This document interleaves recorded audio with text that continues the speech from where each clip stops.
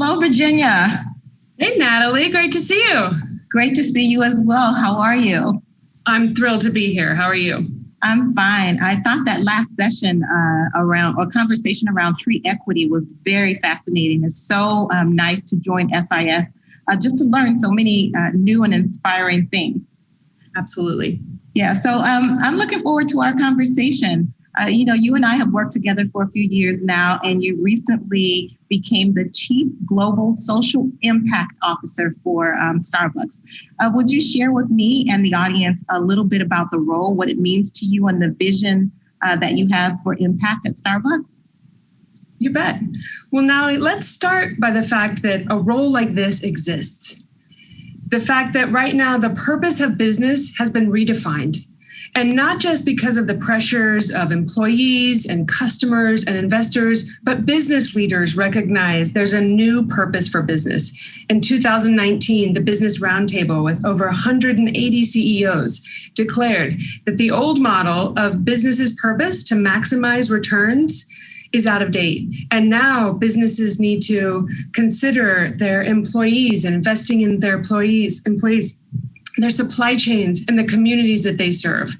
So when I first started my career in social impact, CSR, this wasn't even a thing. When I graduated school at the end of the 90s, like many new college grads, I wanted to set out and change the world.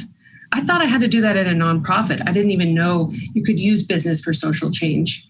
I moved overseas, I taught English, I learned a lot about global inequities around the world, and I came back starting my search for great nonprofits, and Nordstrom was looking for someone to travel around the world to train their factories on their human rights requirements. And this was my first discovery of business for social change at scale. So I learned a lot at Nordstrom, and in 2006, I found my way to Starbucks, and I discovered a place. I found my people. The mission statement at Starbucks is to inspire and nurture the human spirit, one person, one cup, and one neighborhood at a time. And people are here because they want to be part of something bigger. And that's not a new thing. CSR, social impact, these are values that have been part of our company since we opened our first store in 1971. And we know we've always been about people. And now when we have over 33,000 stores in over 80 countries, that vision and that commitment to being about more than profit, to really being about people, is as true as ever. We're in a moment now where we're celebrating 50 years and we're looking to the future. What is the purpose of Starbucks for the future? And we've declared we want to be a planet positive company, a people positive company, and a profit positive company. So on Planet Positive, our aspiration is to put more resources in than we take out, to be a resource positive company. So we've set 2030 goals to achieve that journey. We're going to cut our wastewater carbon by 50% in the next 10 years. And in my role as Chief Global Social Impact Officer, I get to work with many teams to declare, what does it mean to be a people positive company? What does the next 50 years mean for Starbucks? So we're asking ourselves questions about how do we think about inclusion, opportunity, and community, from our farmers to our partners, which is what we call employees because we're all shareholders in the company, to the communities that we serve. So we're asking ourselves, what does it mean to be the world's most welcoming company? What does it mean to embrace differences and make everyone feel a sense of belonging? What does it mean to help people pursue their aspirations and their dreams? How do we provide the training, resource, and access to help them on their journey? And what does it mean to have a positive impact on communities? How do we be the neighbor that every neighborhood wants? And so we're talking to businesses, thought leaders, academics, investors, but most of all our frontline employees to help us on this journey to declare what does it mean for us to be a people positive company, and how do we embed that into every part of our strategy and operations into the future. Wow. Oh my goodness. There are so many golden nuggets there. I love the planet positive, people positive, and profit positive. And how do you be the neighbor that every neighborhood wants? I think that is really amazing. And then your opening, I think probably the best quote is the purpose for business has been redefined. Thank you so much for sharing those nuggets. There's a quote, Virginia, that if you want to go fast, you go alone. But if you want to go far, you go together. So thinking about partnerships, how are you working with other organizations to drive impact, whether it is local or regional? Well, Natalye, I think we both know from the size and scale of our organizations that when you have ambitions that are larger than you, you've got to connect with others and find other values-based and mission-aligned organizations to partner up. And when I think about the multi-decade partnership that Starbucks has had with Points of Light, that is one example of a strategic partnership that isn't transactional. It's about the long view. It's about how do we come together to innovate and pioneer new ways of impact. So at Starbucks, when we think about partnership, we ask ourselves 3 questions. 1, are there efforts already out there? Where can we lend our brand and our voice to accelerate existing efforts and movements? In the absence of an existing coalition, we see where can we start one? Where can we create a movement and convene like-minded organizations to help us achieve a new frontier? And where do we need to learn? And who can we learn from? So I'll start by thinking about coffee. Our ambition for coffee is to ensure the future of coffee for all. We want to help make coffee the world's first sustainable commodity. That's way bigger than Starbucks. We can't do that on our own. And so we partner many years ago, over 20 years ago, with Conservation International, who's really guided us in designing our ethical sourcing practices for coffee. We call them CAFE practices, coffee and farmer equity. And they guide how we purchase and source coffee. And we have open sourced our process for this to share it with any coffee and any sourcing organizations around the world. We think about our partnership with Mercy Corps, who's really committed to helping coffee origin communities for tea, coffee, cocoa, to helping them thrive. And together, Starbucks and Mercy Corps have almost impacted 1 million people around the world. Closer to home, we think about partnerships through hiring. One of our greatest social impacts is who we hire. And how can we remove barriers to opportunity for people? And this started in 2012 with our commitment to hiring veterans and military spouses. We weren't the first company to do that. We had a lot to learn from others. JP Morgan Chase, Hiring Our Heroes, a coalition of companies, they really helped us accelerate our learning to have that impact and hire as many veterans and military spouses as possible. We looked then to say, okay, what other people are having experiencing barriers to opportunity? And there wasn't a coalition focused on opportunity youth. And so with others, we started one, and we set out to create the 100,000 Opportunities Coalition. Many companies coming together, removing barriers for young people, bringing them into their organization, believing in them, and then setting them up. We then extended our hiring commitments to refugees. And Tent, led by Chobani and many other companies, had a lot to teach us in that. So that's an example of partnerships in the hiring space where we learned from others, where we convened and launched and catalyzed a movement. When we think about civic engagement, which Natalye, I know is near and dear to your hearts at Points of Light, how can we as an organization lean into nonpartisan ways to support democracy and engage our people in that? 2016, we found Civic Alliance, an early organization just starting out, and we were able to lend our voice, our resources to help them accelerate their impact. And now they have over 1,200 organizations as part of their alliance. And sometimes we stumble into partnerships because we didn't do something right. Like in Philadelphia, where 3 years ago we had an incident in a store that did not reflect our values to inclusion and diversity. So we went into Philadelphia. We convened civic leaders, businesses, nonprofits to really understand how can we come in and have a positive impact. We took what we learned from 100,000 opportunities and we started a Hire Philly Coalition, and we hosted an opportunities summit where over 1,700 people found jobs, opportunity seekers connected with opportunities. And that work has continued without Starbucks having to lead it. We just catalyzed that. That work has continued. Last year, they had a virtual hiring event impacting over 1,300 people.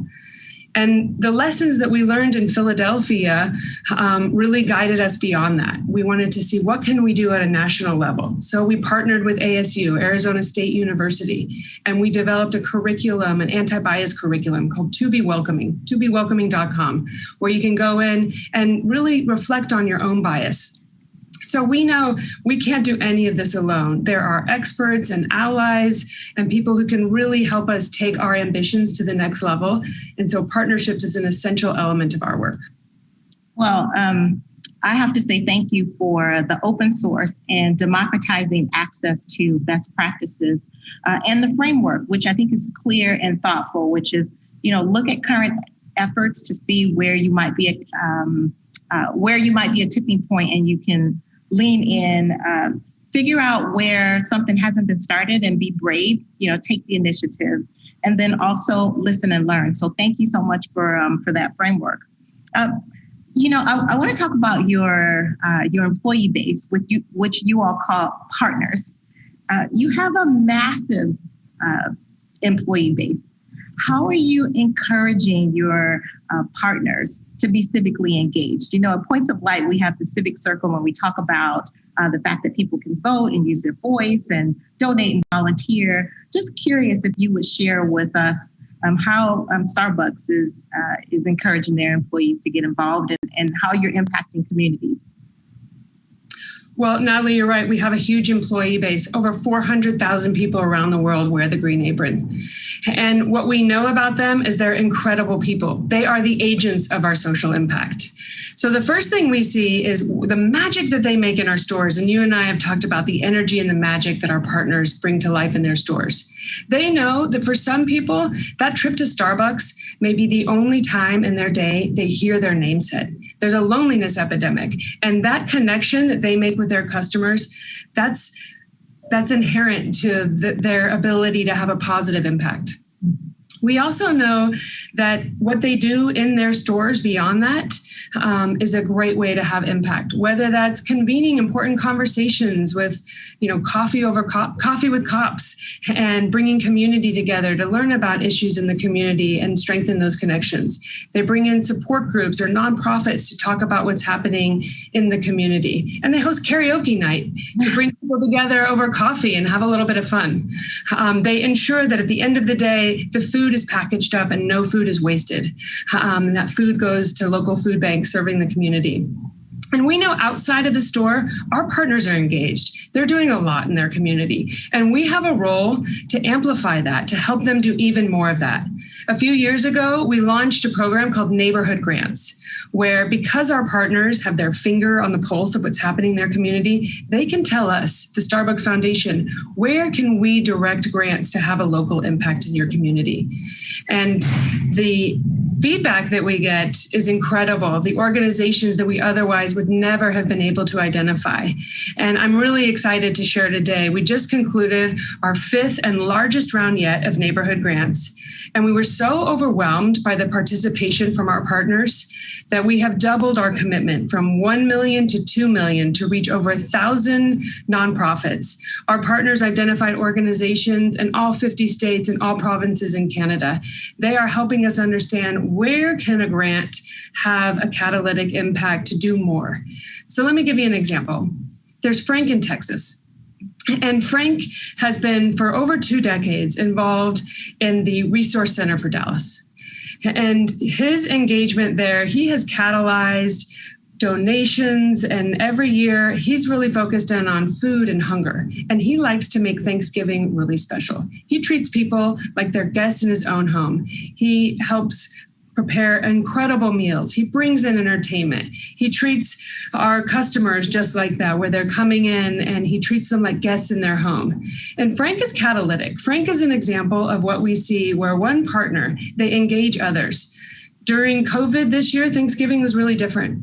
So Frank mobilized his store partners, and they helped to do a drive to ensure there was food and blankets. They set up tents and heat stations to really provide that experience. So when the time came to do neighborhood grants, Frank said, hey, I know exactly the organization. And he rallied his store partners in his district to ensure that these grants would be one more way that he's having an impact in his local community. And there's more like Frank. Wow, that's pretty incredible. So did I hear breaking news that you're doubling down on your grants this year? You did, Natalie. What you heard was we are so overwhelmed. The level of engagement, the needs in our community is great, and the response is great. And our partners, they're telling us we need to do more. And so we're going from 1 million to 2 million to reach over 1,000 organizations across the country. That's amazing. And thank you so much for sharing the story about Frank. He embodies your mission around nurturing the human spirit. And he's an example of the types of partners that you hire and people that you have in the Starbucks ecosystem. So thank you. Hey, we only have a short amount of time. I'm just curious about the light that you see in others and what you're hopeful for. One of the things that, at Points of Light, we did some research last year, and our research was about various generations and how civically engaged they are. And what makes me hopeful is to read the research and actually to experience the fact that young people are really engaged. In fact, I think there's 39% of them have participated in 5 or more civic activities over the past year. What are you hopeful? What's exciting to you? Natalie, I think you nailed it. What we see in young people and their commitment and conviction, these are the future leaders, not just of social impact, but of companies everywhere.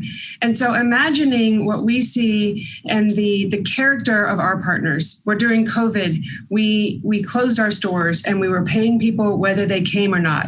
And they showed up. They showed up because they knew their communities needed them. They wanted to be there for each other and for their customers. We see in this latest round of neighborhood grants that there's so much energy and conviction. And our role as business leaders is how do we channel that in ways so that they can have their greatest impact. And so when I think about the future of social impact, of business, of the impact on communities, we have a whole cohort emerging that is going to ensure that social impact is hardwired into business strategy, that it is part of business culture. And when you think about the potential of that and the widespread impact that can have on industries everywhere, on people everywhere, that's a lot of hope. That is a lot of hope. One last question. For those who are watching, what advice would you give them if they wanted to make an impact? Well, I have 3 thoughts on that. One is ensure you join a company that aligns to your values. And once you're in that company, as I mentioned, hardwire social impact into strategy. When I think about when we were launching veterans, we thought, what can we do to support veterans and military communities?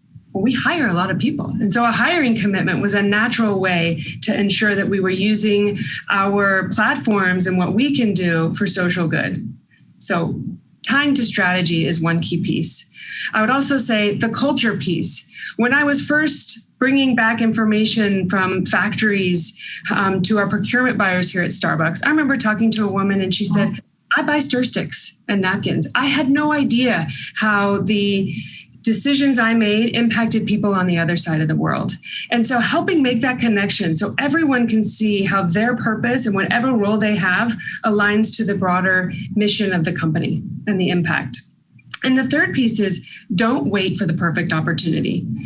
One of the best things I've been a part of at Starbucks is launching our military veterans commitment in partnership with many other colleagues. And I wasn't in a social impact role at the time. I was leading public affairs for Latin America. My role had nothing to do with this. But from whatever post that you're in, get involved. Ask your leaders, are we thinking big enough? Are we doing enough for our communities? And be part of that movement and social change from the inside. Wow. Well, thank you, Virginia. This has really been inspiring, quite enlightening. I have quite a few headlines here and some lessons that I knew and new lessons that I learned today. It's always nice to be in conversation with you. It's great to see you. And I just say thank you so much. Thank you for your leadership and thank you for your light that you're sharing with the world. Well, thank you, Natalye. You and the Points of Light, you are shining bright lights all over the world, and we're grateful for the partnership and can't wait to see what's next. So thank you to SIS. Yes, thanks, SIS.